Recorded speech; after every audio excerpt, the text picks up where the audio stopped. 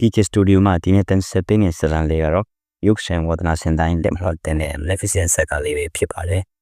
ဒီဇာတ်လမ်းလေးမှာတော့ခက်ထန်ချမ်းသာတဲ့သူတွေဘယ်လောက်ထိကျဉ်းတတ်တယ်ဆိုတာကို Maleficent အဖြစ်မြင်သိရမှာပဲဖြစ်ပါတယ်ကဲဒါဆိုဇာတ်လမ်းလေးကိုစလိုက်ကြရအောင်ပါ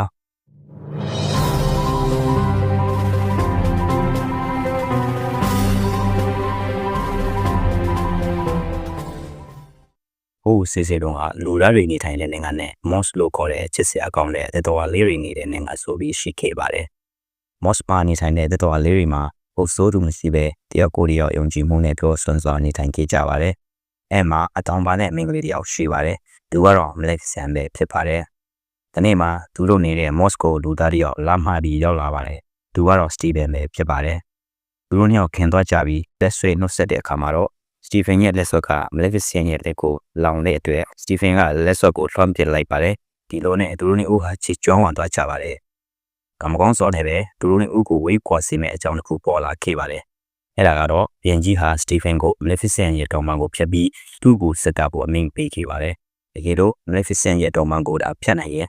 ဘင်ရဲ့နေရာကိုချင်းမြင့်ပေးတယ်လို့ဘင်ကြီးပြောတော့ Stephen တယောက်လောဘကြီးတော့ပြီး Maleficent စီတော့ပါတော့တယ်Maleficent ကတော့အရင်လိုပဲသူ့ကိုတတိယလို့လာတွေ့တယ်ထင်ပြီးချိန်လုံးနေခဲ့ပါတယ်။အဲမှာပဲ Stephen ဟာဒုမကိုစေးတိုက်ပြီးအတော့မကိုဖြတ်ကအမန်ကြီးစီစစ်တာခဲ့ပါတယ်။ Maleficent ရောက်နိုးလာတော့ Stephen ဟာသူ့ကိုလှည့်စားခဲ့ကြောင်းတီးလိုက်ရတဲ့အချိန်မှာတော့အင်ကွေးမတန်ကိုကြွေးခဲ့ပါတယ်။ဒီလိုနဲ့ထောင်ချောက်မင်းနေတဲ့ချီကားတပေါင်ကိုခေတင်ကလူအသွင်ပြောင်းပြီးသူ့အစီခံဖြစ်စေခဲ့ပါတယ်။လူသားနိုင်ငံမှာဖြစ်ပျက်နေတဲ့အကြောင်းတွေကိုချီကားကိုစုံစမ်းစေခဲ့ပါတယ်။နောက်ဆုံးမှာတော့ Stephen ဟာသူ့အတောင်ပံကိုဖြတ်ကပြင်းဖြစ်လာကြောင်းတီးလိုက်ရတဲ့အချိန်မှာပိုပြီးစိတ်တင်းမာလာခဲ့ပါတယ်။အဲမှာပဲလူသားနိုင်ငံကိုကြီးတဲ့တိုက်ခိုက်ဖို့ပြင်ဆင်ပါတော့တဲ့ Stephen ရဲ့တိုက်ပြီးမှာပင်စာလိုနဲ့တမီ3ပါးရှိပါတယ်။ Stephen ဟာထိုနပ်တမီ3ပါးကိုသူ့တမီလေးကိုပြုစုထိန်သိမ်းစေခဲ့ပါတယ်။ဘင်ကြီးဟာသူ့ရဲ့တမီလေးကင်ပွန်လာဘက်ကိုကြီးကြီးခဏစောအကျဉ်းမှချိန်မှာပဲ Maleficent ဟာဆက်ဆိုင်မြဲရောက်လာပြီး enemy လေးကိုကျင်းစားတိုက်ပါတော့တယ်မင်းသမီးလေးဟာဒုမရဲ့ဆက်ချောင်းနဲ့ပြီးမွေးနေ့မတိုင်မီတေးချင်းနဲ့အိပ်ပြီးဆက်မှနဲ့ချစ်ချင်းတရားရဲ့နန်းပွန်ကားတာသူမကိုပြန်လီနိုးထားစေနိုင်မှာဖြစ်ပါတယ်။မကြီးတဲ့ချက်တွေကြောင့်ပြန်ကြီးဟာ Maleficent ကိုတိုက်ခိုက်ခဲ့ပေမဲ့လည်းကြားဆုံးခဲ့ရပါတယ်။တက်တွေ့ကြလာတော့မင်းသမီးလေးဟာတဖြည်းဖြည်းအရွယ်ရောက်လာပါတော့တယ်။မင်းသမီးလေးဟာခြေကားနဲ့ Maleficent ကိုပိုးပြီးချစ်ခင်တွေ့တာလာပါတော့တယ်။နေတိုင်းလိုလိုသူတို့စီသွားခဲ့ပါတယ်။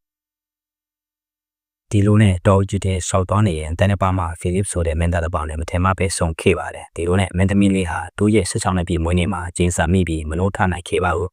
အဲ့ဒီချိန်မှာပဲ Philip ရောက်လာပြီး Philip ရဲ့အနန္တတာကျင်းစာကိုပြီးစေနိုင်မဲ့အထက်နဲ့ဒီနတ်သမီး3ပါးဟာ Philip ကိုအတန်းနှန်းစေခဲ့ပေမဲ့လည်းအလုံးမဖြစ်ခဲ့ပါဘူးဒီလိုနဲ့ Maleficent ဟာခြေပွေးဝန်းနေစွာမင်းသမီးလေးကိုနှမ်းဆိုင်တဲ့အချိန်မှာတော့မင်းသမီးလေးဟာပြန်လီနိုးထလာခဲ့ပါတယ်